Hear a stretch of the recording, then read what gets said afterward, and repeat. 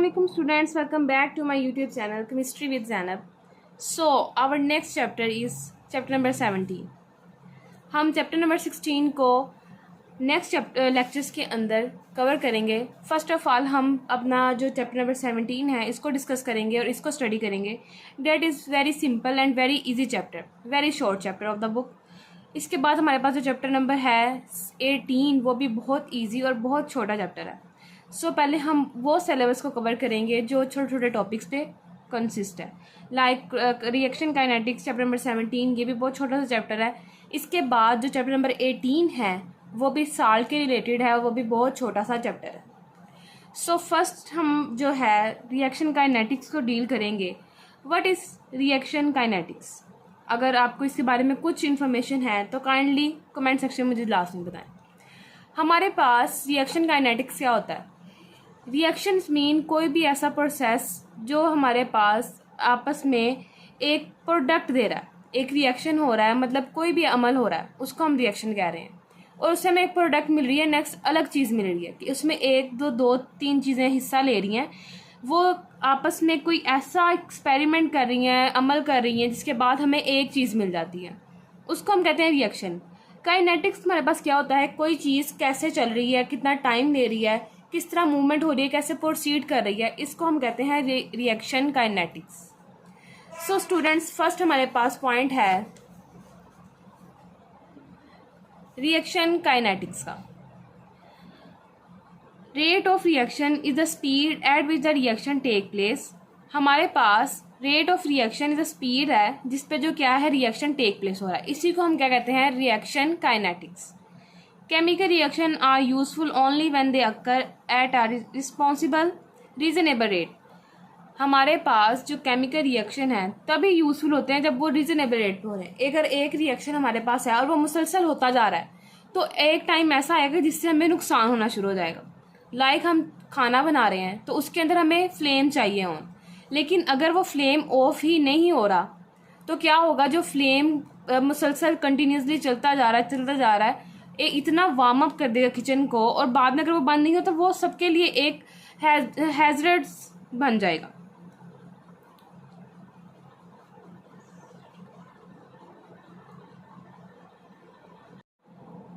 सो अगर हमारे किचन में फ्लेम चल रहा है और वो मुसलसल चलता जा रहा है तो उससे क्या होगा? लास्ट से हम सबको डेंजर फील होना शुरू हो जाएगा. इसलिए कोई भी केमिकल रिएक्शन तभी यूजफुल है जब वो रीजनेबल रेट पे हो रहा है. In this chapter we shall study the rates at which the chemical reaction proceed. हमने रेट्स पढ़ने हैं जिस पे केमिकल रिएक्शन प्रोसीड करता है. We shall also try to understand the factors that governor the rate of reaction. हम ऐसे factor देखेंगे जो रेट ऑफ रिएक्शन को गवर्नर करते हैं, उसको चलाते हैं. The studies eventually lead us to come to now how reaction occur at the molecular level. हम जो ये सारा कुछ पढ़ेंगे इससे पता चलेगा कि मोलिकुलर लेवल पे रिएक्शन कैसे टेक प्लेस होता है. सो हमारा जो सबसे पहला और इम्पोर्टेंट पॉइंट है इस बुक का वो है कुलेयन थ्योरी ऑफ रिएक्शन रेट. हम इस थ्योरी में क्या पढ़ेंगे कि कोई भी हमारे पास कुलेयन हो रही है, रिएक्शन हो रहा है, वो कैसे हो रहा है, कुलेयन करने की वजह से क्या रिएक्शन पे असर पड़ा. कुलेयन क्या होता है? टकराना. कोई भी जो दो चीज़ें हैं जब वो आपस में टकरा जाती हैं तो उसकी क्या हो जाती है? कुलेयन हो जाती है. A reaction take place only when the participating particles, atoms, molecules or ions collide with one another. Reaction तब take place होता है जब कोई भी जो एटम है, मोलिक्यूल है, क्या करते हैं? कोलाइड करते हैं एक दूसरे के साथ. That is the main point. It has been observed that a very small fraction of कुलेयन leads to the formation of product. कि अगर हम देखें ना कुलेयन को, जो कुलेयन ही है जो जिसके बाद रिएक्टेंट जो हैं किस में कन्वर्ट हो जाते हैं? प्रोडक्ट के अंदर. In the majority of collisions the reactant particle simply bounce back without any change. Collision which lead to reaction called effective collision. अब हमारे पास क्या होता है? कुलेयन में क्या होती है? मेजोरिटी ऑफ रिएक्टेंट आपस में टकराते हैं, टकराने के बाद बाउंस हो जाते हैं, बैक चले जाते हैं. अब हमारे पास एक बॉल है, हम उसको जब ज़मीन पर थ्रो करते हैं, फेंकते हैं, तो क्या होता है? वो ऐसे टकराती है, फिर बाउंस होकर दोबारा उसको स्लो डाउन होकर चली जाती है. लेकिन कुछ कुलेयंस ऐसी होती हैं जो लीड कर देती हैं आगे रिएक्शन को, उसको हम क्या कहते हैं? इफेक्टिव कोलेयंस। नेक्स्ट देखें हमारे पास पॉइंट आ जाता है the number of particles per unit volume. हमारे पास अब कुछ फैक्टर्स हैं जो डिपेंड करते हैं कि हमारे पास जो रिएक्शन है वो किस तरह इंक्रीज़ हो रहा है, कैसे डिक्रीज़ हो रहा है। So our first point is the number of particles per unit volume, कि हमारे पास कितने पार्टिकल्स हैं एक वॉल्यूम पर, 1 डेसीमीटर क्यूब वॉल्यूम पे। The larger the number of particle per unit volume larger is the possibility of effective collision. अब देखिए जितने ज़्यादा पार्टिकल्स होंगे उतनी ज़्यादा कोलेयन के मौके ज़्यादा होंगे और उतना ही ज़्यादा हमारे पास रिएक्शन भी रेट ज़्यादा हो जाएगा। In other words, higher the concentration of the reactants, more the number of molecules, hence more will be the number of collision between them. अब देखें जितनी ज़्यादा कंसनट्रेशन होगी हमारे पास रिएक्टेंट की, उतने ही ज़्यादा क्या होंगे नंबर ऑफ मॉलिक्यूल, और उतनी ही ज़्यादा हमारे पास क्या होंगी कोलेयंस। That shows these all factors are directly proportional to each other। अब हमारे पास जो हायर कंसनट्रेशन है वो डायरेक्टली प्रोपोर्शनल है नंबर ऑफ मॉलिक्यूल के, और this is directly proportional to number of collisions के। देन सेकंड हमारे पास आ जाता है the frequency of collision. A greater number of collision per second will also result in the increase in the number of effective collision. अब हमारे पास frequency क्या होती है, किसी भी चीज़ की हम जब फ्रीक्वेंसी देखते हैं तो वो हमें पता चलता है कि कितने पर सेकंड के लिहाज से कितने नंबर पे कोलेयन हो रही है, कि मतलब टाइम के लिहाज से कोलेयन किस तरह हो रही है। अब greater number of collision per second will also result in the increase in the number of effective collision. जितनी ज़्यादा कोलेयन होगी, अगर एक कोलेयन हुई लेकिन ये पार्टिकल्स बाउंस बैक चले गए, दूसरी कोलेयन हुई, तीसरी हुई, एट अ टाइम कभी ना कभी तो ऐसी कोलेयन होगी जिससे क्या होगा, जो रिएक्शन है वो प्रोसीड कर जाएगा। At higher temperature, the velocities of the molecule increases, resulting in the increase in the frequency of कोलेयंस।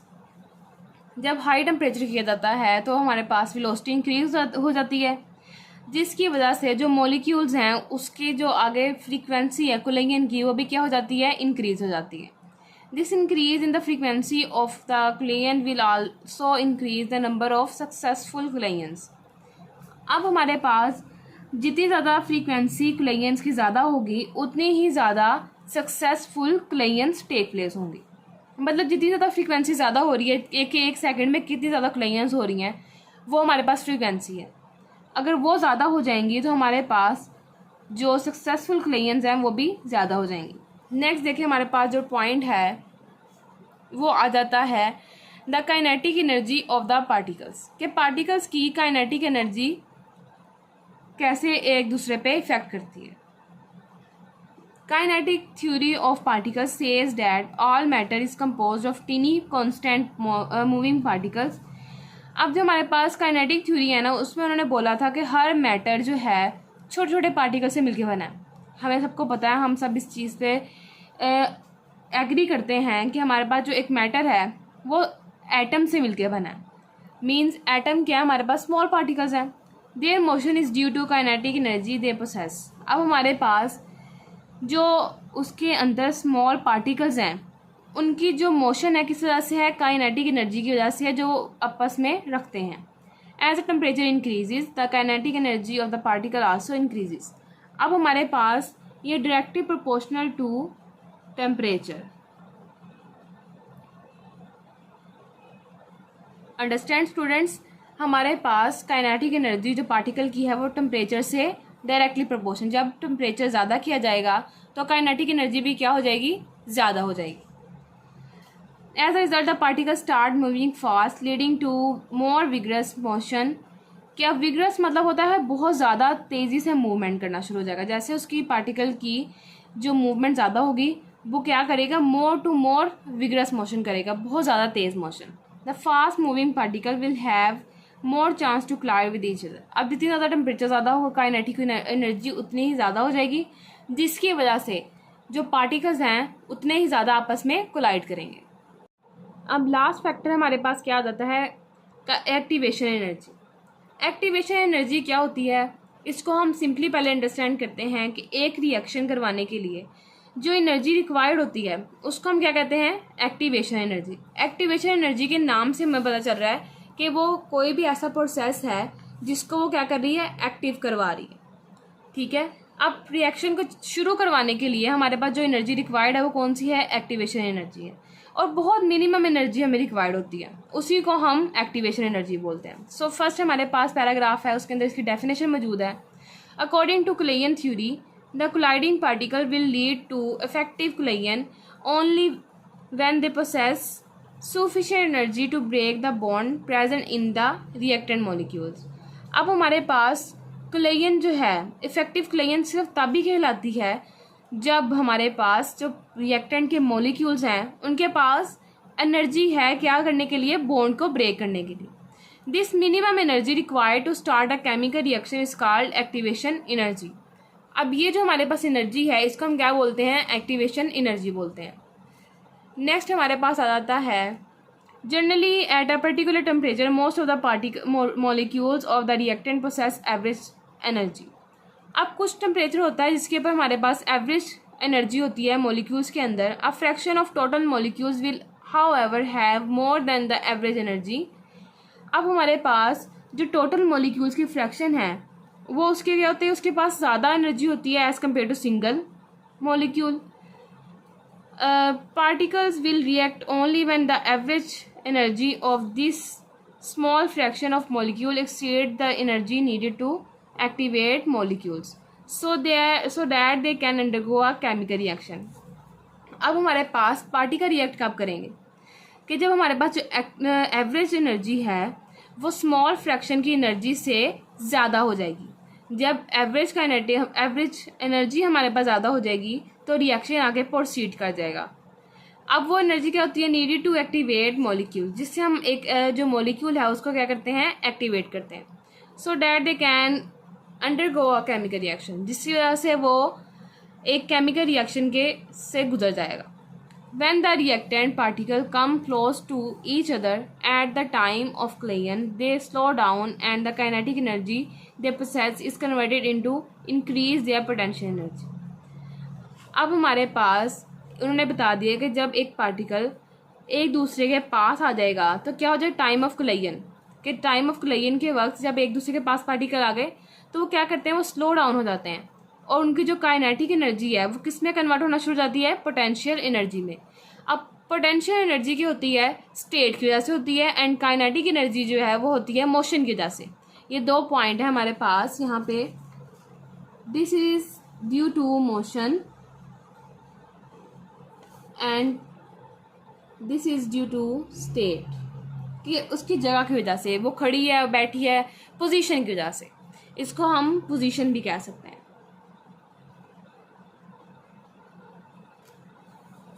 In this can be understood with the help of a graph drawn between the path of reaction and the potential energy of the system as shown in figure। अब हम देखते हैं graph में देखें, एक तरफ हमें दिया गया है potential energy and the other one is reaction coordination, कि रिएक्शन कैसे कोऑर्डिनेट हो रहा है, कैसे चल रहा है। पोटेंशियल एनर्जी की तरफ देखते हैं, हमारे पास इंक्रीज कब हो रही है, रिएक्टेंट्स जब high energy state activation energy, जब एक्टिवेशन एनर्जी हाई होगी तो हमारे पास पोटेंशियल एनर्जी भी क्या हो रही है, हाई हो रही है। जैसे वो एक्टिवेशन एनर्जी उसको मिल गई तो क्या वो बॉन्ड ब्रेक हुआ, बॉन्ड ब्रेक होने के बाद रिएक्टेंट किस में कन्वर्ट हो जाएंगे, प्रोडक्ट के अंदर। Students, I hope you understand this graph कि हमारे पास पोटेंशियल एनर्जी कब इंक्रीज होगी, जब काइनेटिक एनर्जी इंक्रीज होगी, और रिएक्शन जब हमारे पास तब कंप्लीट होगा जब रिएक्टेंट आपस में कोलाइड करेंगे, उनकी एक्टिवेशन एनर्जी इंक्रीज होगी, मतलब एवरेज जो उनकी एनर्जी है वो भी इंक्रीज हो जाएगी। So then the reactant converts into product. Next हम देखते हैं, अगली लाइंस हमारे पास आ जाती हैं, when the reactant particle possessing activation energy collide they form high energy state with the corresponding increase in the potential energy of the system. अब हमारे पास जब एक्टिवेशन एनर्जी हो जाती है कोलाइडिंग के बाद, जब वो कोलाइड किए, दे form high energy state which is with the corresponding increase in the potential energy of the system. अब हमारे पास उन्होंने बोला कि एक्टिवेशन एनर्जी आई, उन्होंने रिएक्शन स्टार्ट किया, आपस में कोलाइड किए, तो क्या हुआ, साथ ही साथ हमारे पास जो पोटेंशियल एनर्जी थी वो भी इंक्रीज़ करगी। ये मैंने आपको पहले ही बता दिया है कि दोनों एनर्जीज आपस में एक साथ इंक्रीज़ करेंगी। After this stage the reactant are converted into stable product and the potential energy of the system falls down. अब जैसे प्रोडक्ट हमारे पास बन गई तो क्या होगा, जो पोटेंशियल एनर्जी थी वो भी क्या हो जाएगी, नीचे आ जाएगी, बिल्कुल कम हो जाएगी। This information provided by the energy of activation is very important in the understanding of mechanism of reaction. अब सारी बात है, हमारे पास अगर एक्टिवेशन एनर्जी ही नहीं होगी तो हमारे पास कोई भी रिएक्शन टेक प्लेस नहीं हो सकता। अगर एक्टिवेशन एनर्जी होगी तभी हमारे पास कोई भी जो रिएक्शन है वो टेक प्लेस होगा। Thank you so much students. अगर आपको कोई भी इशू है इन सब चीज़ों में तो आप मुझसे कमेंट सेक्शन में पूछ सकते हैं। अगर आपको वीडियो अच्छी लगी है तो वीडियो को लाइक कर दें, चैनल को सब्सक्राइब कर दें and don't to forget share this video. Thank you students. अल्लाह हाफिज़।